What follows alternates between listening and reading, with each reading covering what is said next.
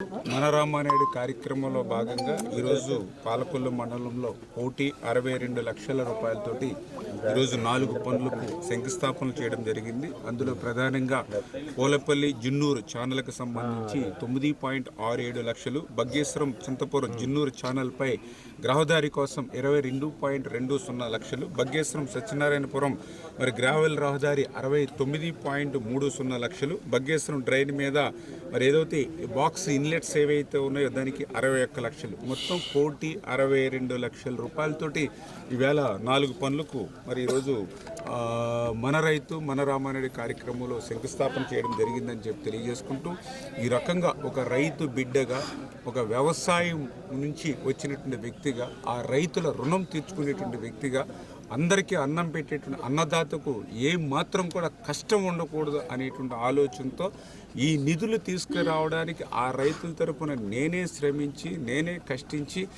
సెక్రటేరియట్లో ఆ ఫైల్స్ని ప్రతిరోజు కూడా మూవ్ చేసుకుంటూ, ప్రతి క్షణము ప్రతిరోజు కూడా రివ్యూ చేసుకుంటూ ఈవేళ ఎంతో శ్రమించి, ఎందుకంటే రాష్ట్రం దగ్గర ఆర్థిక పరిస్థితి అత్యంత దయానీయంగా ఉన్నటువంటి స్థితిలో ఈవేళ ఎక్కడైనా సరే కేంద్రం దగ్గరకు, ఢిల్లీ దగ్గరికి పోయి ఏదో ఒక రూపేణ కాళ్ళలో వేళ్ళలో పట్టుకుని ఏదైనా అప్పు తెచ్చినా కూడా ఆ తెచ్చిన అప్పు కూడా ఎవరికైనా పంచుదామంటే కూడా ఉండట్లేదు.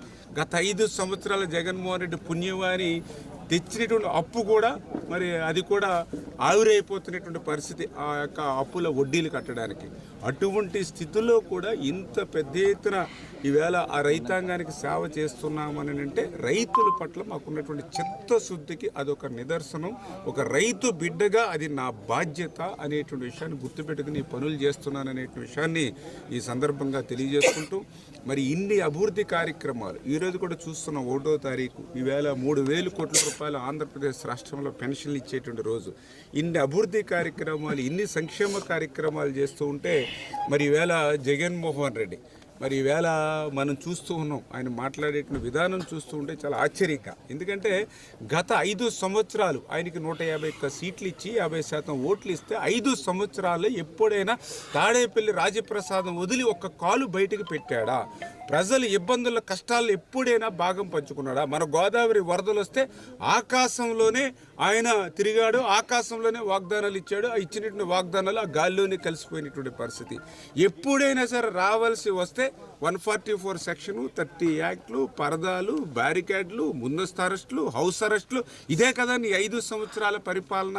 ఆఖరికి మన నర్సాపురంలో కూడా ఒకసారి బహిరంగ సభకు చూస్తే ముస్లిం అమ్మాయిలు చున్నీ వేసుకుని వస్తే ఆ చున్నీ బ్లాక్ కలర్లో ఉందని చెప్పేసి ఆ అమ్మాయిని కూడా వాళ్ళు చున్నీ తీస్తేనే కానీ లోపలికి పంపించినటువంటి ఒక నియంతృత్వమైనటువంటి, నిరంకుశత్వమైనటువంటి 5 సంవత్సరాలు తాడేపల్లి రాజప్రసాదం కాలు బయట పెట్టకుండా పాలన చేసినటువంటి నువ్వు ఈరోజు ఏదో ప్రకృతి విపత్తులతోటి అనుకోనిటువంటి సంఘటనలు జరిగి, ఒక బాధాకరమైనటువంటి సంఘటనలు జరిగినప్పుడు నువ్వు ఏదైతే రాజకీయాలు అంటే ప్రకృతితో కొన్ని ఎక్కడైనా లోపాలు ఉంటే వాటిని కూడా ఖచ్చితంగా మేము సరి చేసుకుంటాం. ఎవరైనా తప్పు చేస్తే ఖచ్చితంగా ఈ ప్రభుత్వం శిక్షిస్తుంది. అటువంటి ప్రకృతిగా లేకపోతే అక్కడ గోడ కూలి చనిపోతే వాళ్ళకి ఆత్మకు శాంతి కలగడానికో, లేకపోతే భవిష్యత్తులో ఇటువంటి సంఘటనలు పునరావృతం కాకుండా ఏ విధంగా చర్యలు తీసుకోవాలో సలహాలు సూచనలు ఇవ్వడం మానేసి ఏదైతే ఒక రాజకీయం చేయలేనటువంటి ఆలోచనతో ఎక్కడ ఎవరు చనిపోతే అక్కడ రాబందుల్లాగా అక్కడ వాళ్తున్నటువంటి పరిస్థితి. 5 సంవత్సరాల్లో గుండ్లగమ్మ గేటు కొట్టుకుపోయింది, లేకపోతే ఒక అన్నమయ్య ప్రాజెక్టు కొట్టుకుపోయి 29 మంది చనిపోయారు. అదే తిరుపతిలో రియా హాస్పిటల్లో ఆక్సిజన్ అందక అప్పుడు ఒక 27 మంది చనిపోయారు. ఎప్పుడు కూడా ఒక్కసారి కూడా వాళ్ళు పలకరించినటువంటి పాపాన నువ్వు పోలేదు. ఈవేళ ఒక ఏదో అనుకోనిటువంటి దుర్ఘటన జరిగి చాలా బాధాకరమైన విషయం. దానికి మనందరి మనసు కూడా కలిసివేసింది.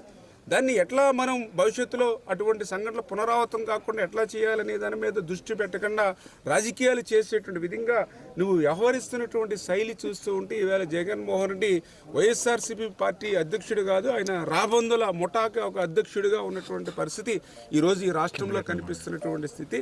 ఖచ్చితంగా రేపు రాబోయేటువంటి రోజుల్లో ఏదైతే ఈవేళ అమరావతి రాజధాని కూడా, ఎందుకంటే